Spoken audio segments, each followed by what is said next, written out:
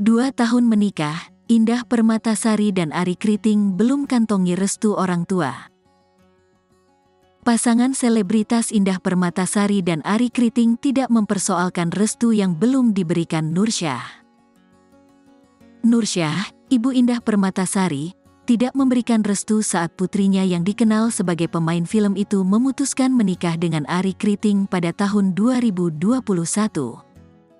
Indah Permatasari tidak memberikan banyak komentar soal belum adanya restu dari orang tuanya itu. "Biarkan itu jadi cerita kami," kata Indah Permatasari bersama Arie Kriting di kawasan Senayan, Tanah Abang, Jakarta Pusat, Sabtu, tanggal 28 Oktober tahun 2023.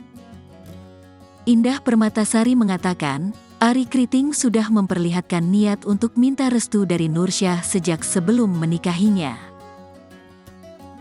Dia, Arie Kriting, sudah berjuang untuk minta restu sejak awal pacaran sampai sekarang, ucap Indah Permatasari yang kini berusia 26 tahun itu.